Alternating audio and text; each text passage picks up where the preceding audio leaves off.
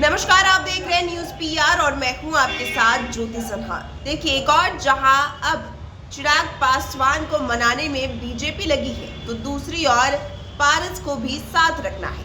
दरअसल आपको बता दें कि चिराग पासवान जो बीजेपी में काफी अच्छी तरह से जुड़े हुए थे, एनडीए के साथ थे, लेकिन इतना ही नहीं, आपको बता दें कि वो पीएम मोदी के हनुमान भी बताते थे खुद को। लेकिन जब से नीतीश कुमार एनडीए के साथ आए हैं, तब से चिराग पासवान थोड़े थोड़े अब रूठे हुए नजर आ रहे हैं। अब चर्चा ये भी हो रही है कि क्या चिराग पासवान इस बात से रूठे हैं कि पशुपति पारस को जो सीटें दी जा रही हैं वो सीटें उन्हें चाहिए।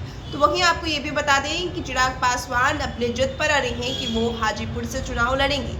तो वहीं लोकसभा चुनाव में अब वक्त भी काफी कम है, ऐसे में पशुपति पारस भी खुद को वहीं पर से उम्मीदवार बता रहे हैं। अब ऐसे में बीजेपी के लिए सबसे बड़ी जो कार्य है वो यही है कि कैसे चाचा और भतीजे के बीच की ये जो लड़ाई है इसे कम करके एनडीए गठबंधन को मजबूत किया जाए।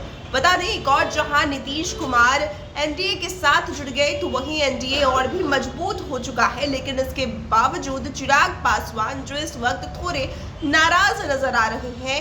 खबर ये भी सामने आ रही है कि राजद की तरफ से उन्हें 8 लोकसभा सीटों का ऑफर भी दिया गया है, जिसमें से 6 बिहार के होंगे और 2 बिहार के बाहर के होंगे।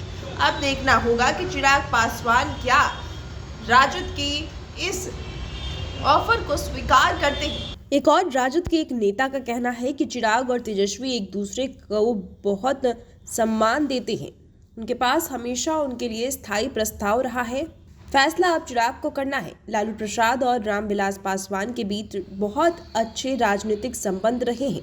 वहीं चिराग के अलावा भाजपा को उनके चाचा केंद्रीय मंत्री पशुपति पारस को भी संतुष्ट करना होगा। पारस राष्ट्रीय लोक जनशक्ति पार्टी के प्रमुख हैं, तो वहीं एनडीए के सहयोगी भी हैं। चिराग और पशुपति पारस दोनों ही पासवान की राजनीतिक विरासत के असली उत्तराधिकारी होने का दावा करते हैं। वहीं एक भाजपा नेता ने कहा कि 2019 के लोकसभा चुनाव में हमने एलजेपी और जेडीयू के सहयोगियों के साथ बिहार में 40 में से 39 सीट जीते थे। यह एक अच्छी केमिस्ट्री है, हम इससे खलल डालने की जोखिम नहीं उठा सकते।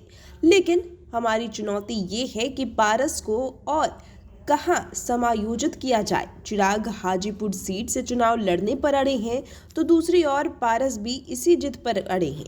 वहीं भाजपा के एक नेता का ये भी कहना है कि चिराग पासवान ने पिछले हफ्ते भाजपा के राष्ट्रीय अध्यक्ष जेपी नड्डा से मुलाकात की थी और उन्हें उम्मीद है कि विवाद जल्द ही सुलझ जाएगा।